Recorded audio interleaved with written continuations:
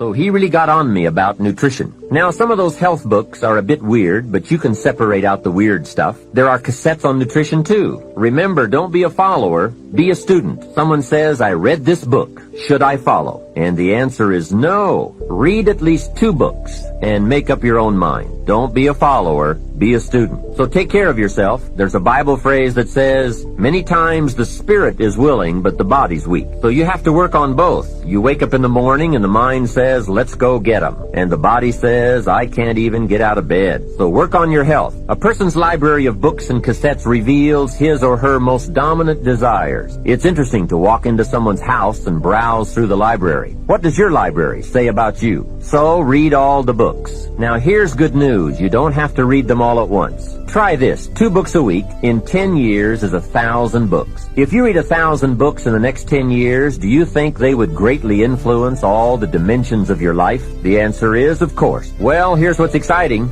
It's only 2 books a week.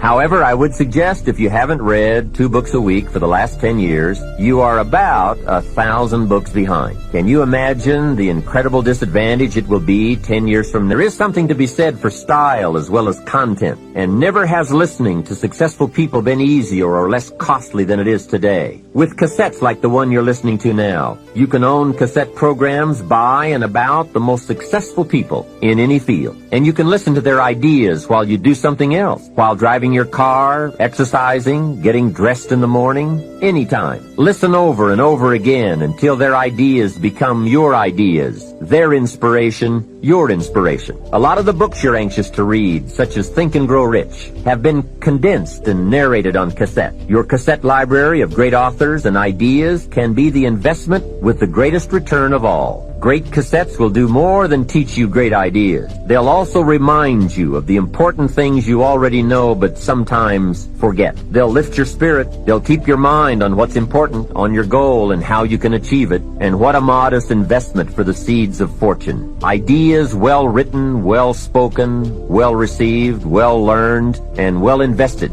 can be your driving life force for wealth and happiness. You probably gifted, probably just as gifted as Wayne. But what do Wayne do more than anybody else? I bet you he outwork everybody. See, you get tight right now because you probably think, he don't outwork me. Yeah, he do. You can tell because it shows up. He might not outwork you, but maybe he smile more. He might not outwork you, but maybe he got away with people more. Maybe he just a people person. See, all these is gifts. Your gift will make room for you. You got to identify your God-given gift. If you don't identify your gift, you're going to waste your time. Telling jokes is my gift. It's what I do. I don't even know y'all. Let me tell y'all something. I could, listen, if I want to, I could turn this into a comedy show. I'm probably, everybody in here be throwing up.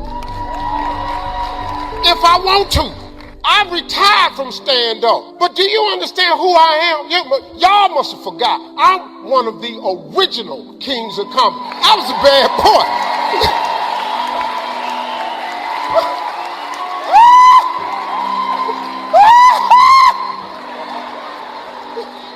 It's my gift. So even as a motivational speaker, I use my gift. Nothing's more boring than sitting up listening to somebody talk for 45 minutes and you ain't laughed in 45 minutes.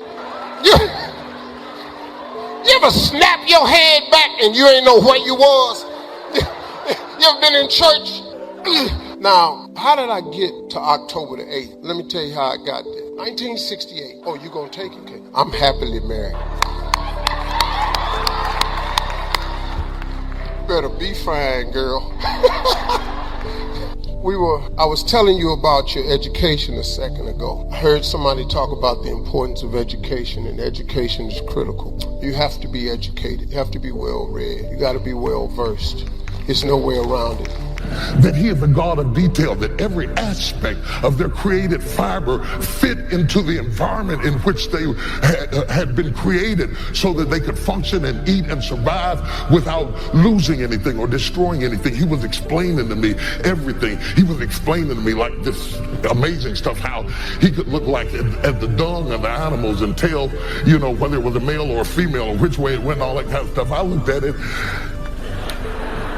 I didn't see too much, but It smelled something, but I didn't see nothing. But I was on the Jeep with my son and myself and the zoologist who was a professor from a university who had a wealth of knowledge and information and intellect. And he could explain everything about the animals. He could explain everything about them. But there was a Zulu who was sitting on the front of the Jeep in a small little chair with some kind of big old outfit on, and he was sitting out there, and the zoologist could explain about the animals. He knew everything about the animals, but he couldn't find them. The Zulu who was sitting on the edge of the Jeep said, "The elephant is over there."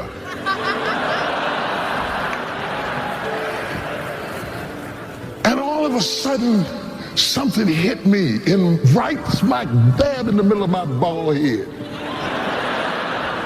I said, I am sitting right in between intellect and instinct. Intellect can explain it, but only instinct can find it.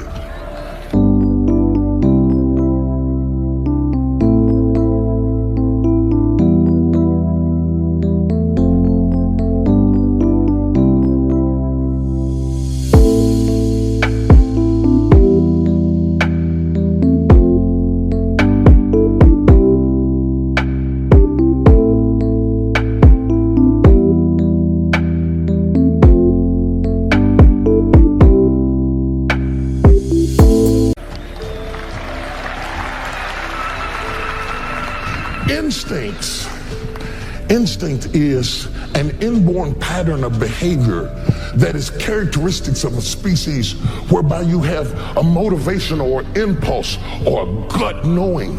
Or if you're a spiritual being, it's a prompting of the Holy Spirit. It defies logic or intellect, bypasses senses or reasoning, has nothing to do with what you read or studied or learned in school. It's the inner impulse, the nudging of the Holy Spirit to react beyond information. Now, intellect is real important. It's very, very important. You got to have intellect. The more intelligent you are, that too is a gift from God. But intellect without instinct will cause you to fall short from the elephant is over there. I said that good, didn't I? Try that with me. The elephant is over there. Oh, y'all are messing that up. You just hear. You take that Australian and mix it with that African, it just falls over in the floor. I'm going to give you one more time. Say it. The elephant is over there. Good. Stress, by the way, is the achiever word for fear. No, I'm not scared. I just have to get these things done. I'm stressed out. All these things are done. Well, what if you don't get them done? I have to get them done. But what if you don't? Well, then the thing will fall apart. What if it falls apart? Well, then it'll fail. What if it fails? Then I'll be a failure. If I follow the trail of your stress, it will bring me to your deepest fear. So if you own your fear, you can figure out where it is, and I can show you how to change it in seconds. And when fear is no longer around, fear is your only enemy. Because when fear is not there, nothing stops you. Who's with me on this? Say I. But we don't call it fear because that doesn't seem cool to us.